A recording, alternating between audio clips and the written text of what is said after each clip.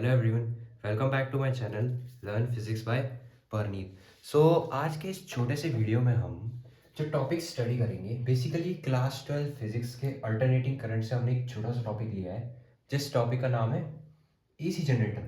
तो आइए इस वीडियो के थ्रू समझने की कोशिश करते हैं कि एसी जनरेटर आखिर क्या होता है।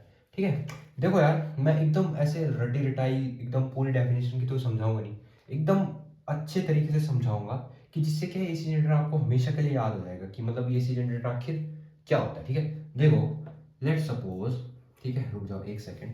लेट सपोज यहाँ पे क्या है, एक डैम है। ठीक है, कहीं ऊपर ऊंचाई पे कहीं एक डैम है। ठीक है, अब इस डैम से क्या है, पानी आ रहा है। ठीक है, बहुत हाई स्पीड में क्या है, पानी निकल रहा है। कुछ बहुत ऊंची एच हाइट पे क्या है, डैम है, उस एच हाइट से क्या है, पानी फ्लो हो रहा है। ठीक है, और हम क्या करेंगे, अब हम कहीं यहाँ पे एक सेटअप बना देते हैं। ठीक है, अब हमने एक सेटअप बना दिया।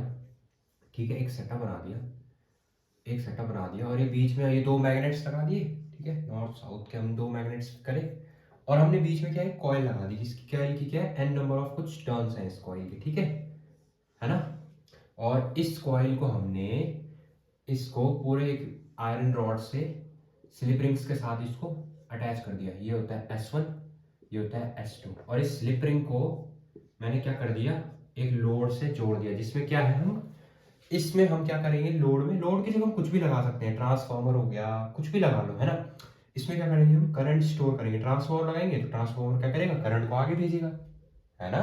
अब समझने की कोशिश करो कॉन्सेप्ट में क्या समझाऊंगा इसी जनरेटर से। देखो, अब हम क्या करेंगे, यहाँ एकदम नीचे क्या है, फैन लगा देंगे। इसको बोलेंगे फैन नहीं, बेसिकली ये टरबाइन होती है। ठीक है, ये क्या टरबाइन है। ठीक है, अब देखो, अभी डैम से कहीं साइड से बहुत ऊपर से पानी आ रहा है। ठीक है, बहुत स्पीड में आएगा आएगा, ये आएगा आएगा, क्या है, इस पे हिट कर, हिट होगा ये पानी, है ना, बहुत हाई स्पीड पे, बहुत ज्यादा हाई स्पीड पे। उससे क्या होगा, ये जो फैन है ये रोटेट होना स्टार्ट हो जाएगा, है ना। देखो, स्लिप रिंग्स पहले मैं समझाता हूँ आपको। ठीक है, देखो हम क्या किया, हमने दो मैग्नेट्स लिए, मैग्नेट के बीच में हमने क्या किया, एन नंबर ऑफ टर्न्स वाली कॉइल को लगा दिया, और उसको हमने किससे अटैच किया, हमने क्या किया, हमने इस आयरन रॉड से इसको क्या है, बीच में इस पे वेल्डिंग कर दी। ठीक है, और फिर क्या है, वेल्ड करके हमने इस S1 और S2 इस पे स्लिप रिंग्स लगाई। अब ये स्लिप रिंग्स क्या करती हैं, देखो, स्लिप रिंग्स का बेसिकली क्या होता है, देखो मैं समझाता हूँ। स्लिप रिंग्स बेसिकली क्या होते हैं, देखो खुद तो ये रोटेट नहीं करते हैं, बेसिकली क्या करते हैं, इस रॉड को रोटेट कराएंगे जिससे क्या होगा, देखो यार, जिससे क्या होगा, ये फैन तो रोटेट हो रहा है, रॉड पे क्या है, रॉड को हमने फैन इस टरबाइन से कनेक्ट किया है, और ये S1 और S2 स्लिप रिंग्स क्या करेंगी, इस रॉड को रोटेट कराएंगे जिससे क्या होगा, ये वाला जो कॉइल है ये क्या है आपका, इस मैग्नेटिक फील्ड में रोटेट होना स्टार्ट हो जाएगा। देखो मैं समझाता हूँ, देखो कैसे, देखो मैं बताता हूँ कैसा हो रहा है ये। लेट सपोज इसको मान लो तुम, ये कॉइल है ना, ठीक है, कॉइल है। देखो यार, ये रॉड कुछ ऐसे इस पे फिट है ना, ये ऐसे कुछ है, देखो ऐसा, ये कॉइल बीच में है, इधर से दो मैग्नेट्स लगाए हैं नॉर्थ साउथ पोल के, और ये क्या है, मैंने बीच में कॉइल लगा दिया, ऐसे क्या है, इसको रॉड से कनेक्ट कर दिया इसको, और यहाँ पे दो स्लिप रिंग्स लगा दी, मान के चलो, एक स्लिप रिंग यहाँ पे, एक स्लिप रिंग यहाँ पे, और ऐसा। उस स्लिप रिंग्स क्या करेंगी, ये खुद तो ये रोटेट होगा, और इस पे क्या है, ये वाला जो कॉइल है ये भी चिपका, ये भी लगा हुआ है। सो उससे क्या होगा, ये जब रोटेट होगा तो ये कॉइल भी कुछ ऐसे ऐसे ऐसे ऐसे करके घूमेगा, है ना, ऐसे ऐसे करके क्या है, घूमेगा। समझ आ रही है मेरी बात, कुछ ऐसा है ये सीन इसका। ठीक है, ये क्या है, n number of turns of coils, तो क्या है, ये क्या है, अपने इस एक्सिस पे घूमेगा। बेसिकली ये क्या है, इसका एक्सिस ऑफ रोटेशन, ये कॉइल पे इस एक्सिस के अराउंड, इसके सेंटर के अराउंड क्या है, ऐसे ऐसे गोल गोल गोल गोल घूमना स्टार्ट होगा। देखो, अब आपने पढ़ा होगा कि जब भी अगर एक कॉइल मैग्नेटिक फील्ड पे अगर रोटेट होगी, सो उसमें क्या होता है, उसके बाद क्या होता है, ईएमएफ जनरेट होता है ना।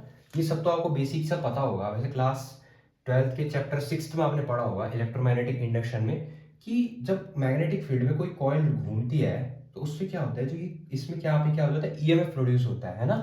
सो स्लिप रिंग्स का काम आपको होप सो पता चल गया होगा कि क्यों लगाया है ना, स्लिप रिंग्स, और ये लोड क्या है, करंट को स्टोर करेगा, या ट्रांसफार्मर लगा दो जिससे करंट को ये आगे भेजेगा, है ना।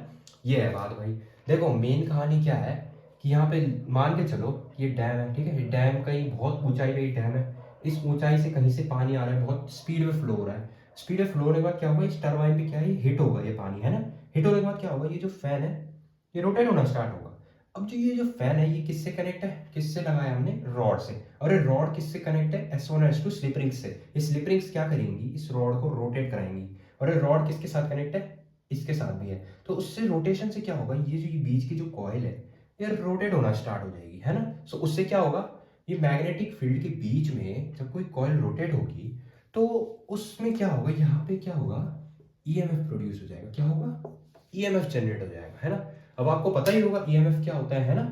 सो चलो फिर अब हम एक काम करते हैं, अब इसकी हम थोड़ी डेरिवेशन लिखते हैं, देन इसको हम एसी जनरेटर का हमारा जो टॉपिक है वो खत्म हो जाता है। देन इसके बाद हम इसका प्रिंसिपल भी समझेंगे और एक और इसका जो एक और वो पॉइंट है उसको भी समझने की कोशिश करेंगे। तो चलो एक काम करते हैं, चलो थोड़ा यहाँ पे लिख देते हैं, ठीक है। पहले आप लिखेंगे, क्या लिखेंगे, S1 and S2 are slip rings, ठीक है, 2 स्लिप रिंग्स जो कि क्या करती है, हेल्प्स इन रोटेशन। खुद ये रोटेट होंगी नहीं, इस कॉइल को रोटेट कराएंगी, है ना, helps in rotation of coil, ठीक है, कॉइल, रोटेशन ऑफ कॉइल। तो ये है अभी पहली बात, ठीक है। अब देखो, अब मैंने अभी क्या बताया था आपको कि जब यार ये बात बताओ, जब इसमें ऐसे ये आया पानी, इस पे टरबाइनें घूमी, सो ये जो स्लिप रिंग्स है, स्लिप रिंग्स किसके साथ कनेक्ट है, इस रॉड से कनेक्ट है। रॉड से कनेक्ट होकर क्या होगा, ये रोटेट होना स्टार्ट हो जाएगी कॉइल, और रोटेट होगी तो क्या होगा, यहाँ पे ईएमएफ प्रोड्यूस होगा, है ना। अब आपने चैप्टर 6 में पढ़ा होगा क्लास 12 के, ठीक है, वी नो दैट जो ईएमएफ होता है वो किसके बराबर होता है, minus d phi by d t, है ना। फराडे का सेकंड लॉ है ना कि rate of change of magnetic flux with respect to time, ठीक है।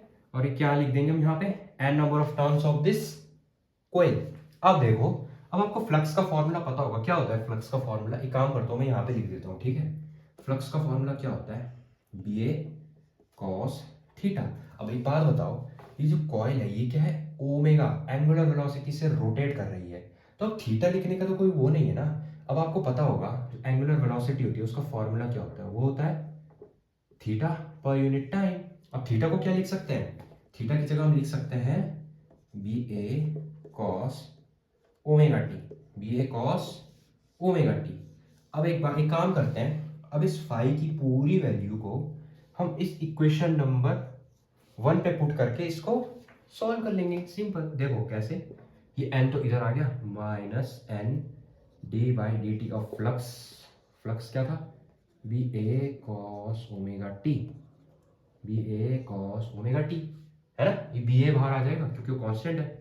अब देखो टाइम के रिस्पेक्ट में है तो ये कॉस ओमेगा टी डिफरेंशिएशन हो जाएगा, इसका क्या हो जाएगा, देखो बी ए आ जाएगा कॉस ओमेगा टी का माइनस साइन ओमेगा टी, ठीक। अब देखो यार, और ओमेगा टी का डिफरेंशिएशन ओमेगा, ओमेगा टी का डिफरेंशिएशन ओमेगा, ठीक है। अब देखो ये माइनस से माइनस साइन कैंसिल आउट, ये प्लस हो जाएंगे, माइनस माइनस, है ना। तो ये क्या हो जाएगा, एन ओमेगा बी ए साइन ओमेगा टी। अब आपने चैप्टर 6 में आपने ये एन ओमेगा बी ए की वैल्यू को देखा होगा, ये किसके बराबर होती है, E naught is equals to N omega A B, है ना, इसके बराबर होती है। अब इसकी जगह हम ई नॉट लिख सकते हैं, हाँ लिख दो, is equals to E naught sine omega t. तो ये है भाई हमारा क्या, अल्टरनेटिंग ईएमएफ। एक सेकेंड यहाँ पे लिख देता हूँ, अल्टरनेटिंग ईएमएफ, अल्टरनेटिंग ईएमएफ, ठीक है। तो कैसे हुआ, यहाँ पे क्या हुआ, वो क्या बोलते हैं, वो फ्लक्स हुआ, ठीक है, फ्लक्स का फॉर्मूला आ गया, ठीक है। फाई की वैल्यू लिख दी, B A cos omega T, यहाँ से डिफ्रेंशिएशन होके साइन आया, ओमेगा टी का भी अलग से ओमेगा आ गया, ठीक है। ये एन ओमेगा बी ए साइन ओमेगा टी, ठीक है। फिर ये एन ओमेगा बी ए की जगह हमने ई नॉट लिख दिया। ई नॉट क्या होता है, पीक वैल्यू ऑफ पीक या मैक्सिमम वैल्यू ऑफ ईएमएफ, ठीक है। तो ये हो गया अल्टरनेटिंग ईएमएफ आ गया। अब अगर हम क्या करेंगे, अब अगर हम इस एसी जनरेटर के लोड से, एक टाइप से क्या है, रेजिस्टेंस है, ठीक है, इसके लोड से, इसके रेजिस्टेंस से हम इसको, इस इक्वेशन को अगर हम डिवाइड कर देंगे, देखो इस इक्वेशन 2 को हम इस एसी जनरेटर की रेजिस्टेंस से अगर हम डिवाइड कर देंगे तो उससे क्या होगा, देखो मैं साइड हो जाता हूँ, आप इतना लिख लो। सो होप सो आपने जो ये वाला पार्ट है ये लिख लिया होगा। तो एक काम करते हैं, मैं ये वाला पार्ट मिटा देता हूँ इतना, ठीक है, मैं इतना पार्ट मिटा रहा हूँ। आई होप सो आपने ये वाला पार्ट लिख लिया होगा, ठीक है। देखो अब क्या होगा, देखो समझो, और मैंने क्या बोला अभी कि इस इक्वेशन 2 को इस एसी जनरेटर के रेजिस्टेंस से हम डिवाइड करेंगे, तो क्या होगा देखो, E by R E naught over R, E naught over R sine omega T as it is. ठीक है, अब देखो, अब आपने पढ़ा होगा ओम्स लॉ में कि एक टाइप से ईएमएफ भी क्या वोल्टेज है, एक टाइप से, है ना। अब आपने पढ़ा होगा कि V by R is equals to I, ऐसा होता है ना। और वी की वी किसके बराबर है, ई के। अब चाहे तुम वी बाई आर लिखो चाहे ई बाई आर लिखो, बात तो एक ही है ना, समझ रहे हो। तो यहाँ पे क्या हो जाएगा, ये हो जाएगा कि ई बाई आर हो जाएगा आपके आई के बराबर, ये हो जाएगा I is equals to I naught sine omega T. ये है भाई अल्टरनेटिंग करंट। तो ऐसे कुछ इससे हम क्या करते हैं, एसी जनरेटर की हेल्प से हम अल्टरनेटिंग करंट को प्रोड्यूस करते हैं। देखो यार, मैं अभी आपको अगर रियल रीज़न समझाऊं कि कैसे कैसे होता है इसमें, तो देखो अब मैं एकदम इसकी रियल रीज़न से समझाता हूँ कि कैसे कैसे रियल में करंट प्रोड्यूस होता है। ठीक है, देखो कैसे, मैं साइड हो जाता हूँ। ठीक है, सो करता हूँ, आपने ये वाला पार्ट लिख लिया होगा। ठीक है, अब समझाता हूँ मैं आपको कि क्या होता है ना। देखो ठीक है, इसको मैं मिटा देता हूँ। ठीक है, अब देखो अभी ग्राफ बनाओ इनका, तो ग्राफ कैसे बनेगा, देखो ये ई वर्सेस टी का, ठीक है, ये आई वर्सेस टी का, जैसा भी ले लो। ठीक है, जैसा भी ले लो, कैसा होता है साइनोसॉइडल ग्राफ, ऐसा ऐसा, मतलब फ्लक्चुएट होती है वैल्यू, है ना। ईएमएफ भी क्या है, मैक्सिमम मिनिमम मैक्सिमम मिनिमम, और करंट भी क्या है, maximum minimum maximum minimum maximum minimum. ये पता, इससे पता लगता है कि क्या है, अल्टरनेटिंग करंट है। ठीक है, बैक बैक फोर्थ, मतलब आगे पीछे ऐसे होते हैं करंट की वैल्यू, कम कभी किसी टाइम पे भी 8 9 10 0 8 9 10 2 3 4 0 2 3 4 5 ऐसे ऐसे करके होता है, कम घट कम ज़्यादा होती रहती है वैल्यू। ठीक है, सेम एज ईएमएफ। अब देखो, अब मैं इसका रियल रीज़न समझाता हूँ आपको, डेफिनेशन के थ्रू समझा के देखता हूँ आपको, समझाऊंगा आपको। ठीक है, अब देखो अगर एसी जनरेटर की डेफिनेशन की बात आए तो क्या हो सकता है, इट इज़ अ डिवाइस, चलो डिवाइस से स्टार्ट करूँगा, device which converts mechanical energy into क्या, इलेक्ट्रिकल एनर्जी, देखो अभी समझाता हूँ मैं आपको, इसकी डेफिनेशन के थ्रू अच्छे से समझाता हूँ आपको। ठीक है, कि रियलिटी में होता क्या है आखिर, और इसका प्रिंसिपल क्या होता है, प्रिंसिपल भी समझ लो एक बार। ठीक है, किस प्रिंसिपल पे बेस है ये एसी जनरेटर। ठीक है, प्रिंसिपल भी बहुत इंपॉर्टेंट है, ये लिख लो आप। ठीक है, principle, it is based on EMI. अब ईएमआई तो आप सभी को पता ही होगा, इलेक्ट्रोमैग्नेटिक इंडक्शन, जिसमें हम क्या करते हैं, हम इसमें फिनोमिनन ऑफ, मतलब मैग्नेटिक फ्लक्स में हम क्या करते हैं, चेंज करते हैं, induce current, phenomenon of production of EMF by changing magnetic flux with the help of induced current, है ना, ये होता है ईएमआई। तो देखो इसमें मैं समझाने की कोशिश करता हूँ आपको, है ना। अब देखो यार, एकदम अगर लॉजिकल चलूँ, तो डैम में जो कुछ एच हाइट पे देखो पानी रखा है, अब एच हाइट पे पानी है, कहीं पे भी कुछ ऐसे रखा है, ऐसे पानी है। ठीक है, इस टाइम इसकी क्या है, इसकी पोटेंशियल एनर्जी एकदम हाईएस्ट है ना, पोटेंशियल एनर्जी क्या है इसकी, हाई है एकदम उस टाइम पे।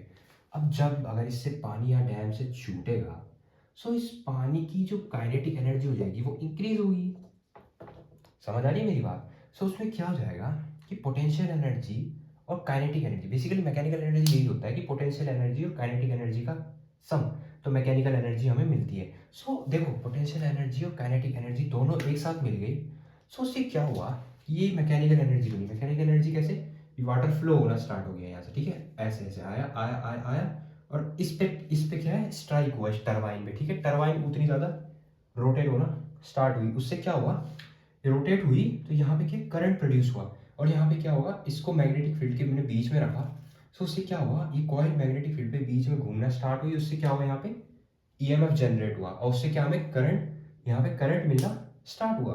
तो ये है भाई रियल रीज़न कि मैकेनिकल एनर्जी पूरा इस पे स्ट्राइक हुआ, और इससे क्या होगा, इलेक्ट्रिकल एनर्जी हमें मिली। और इसका एक और प्रिंसिपल क्या होता है, ये बेसिकली किस लॉ पे बेस होता है, ये होता है एक टाइप से कंजर्वेशन ऑफ एनर्जी पे बेस करता है। ठीक है, कंजर्वेशन ऑफ एनर्जी, टाइप से कंजर्वेशन ऑफ एनर्जी को भी ये फॉलो करता है। अब आपने कंजर्वेशन ऑफ एनर्जी का भी एक टर्म सुनी होगी कि energy neither be created nor be destroyed. Basically यहाँ पे क्या हो रहा है, मतलब एनर्जी एकदम करंट एकदम से नहीं बन रहा है। मेरी बात समझ रहे हो ध्यान से कि मतलब ऐसा नहीं हुआ जादू कि पानी आया ऐसे करंट बना, नहीं। मतलब करंट एनर्जी जो है, आपने पढ़ा होगा कंजर्वेशन ऑफ एनर्जी में, एनर्जी का फ्लो हुआ एक टाइप से, समझ लो, मैकेनिकल से इलेक्ट्रिकल में। ठीक है, देखो मैकेनिकल से ये टरबाइन घूमी, इलेक्ट्रिकल एनर्जी प्रोड्यूस हुई। ये बात है सिंपल सी, इसलिए मैंने यहाँ पे लिखा कि जो ये है ये एक टाइप से क्या law of conservation of energy को भी फॉलो करता है। सो ये रही बात भाई बेसिक सी अल्टरनेट एसी जनरेटर की बेसिकली। सो इसमें क्या है देखो, मेन पता क्या होता है, मेन इसमें बस सिर्फ एक डायग्राम याद करना होता है और क्या है, और इसकी थोड़ी डेफिनेशन से ज़्यादा आती नहीं है। इसकी मेन जो डेरिवेशन है ना भाई, वो डेरिवेशन थोड़ी इसकी इंपॉर्टेंट हो जाती है, और थोड़ा डायग्राम, बस इसका इंपॉर्टेंट ये दो चीज़ें हैं इसके अंदर, बाकी तो ये समझने की चीज़ें हैं। S1 S2 ये भी थोड़ा अगर हो सके तो इसको भी आप थोड़ा वो क्या बोलते हैं लिख लेना साइड में, अगर कभी बाय चांस बोर्ड में आ जाए एसी जनरेटर।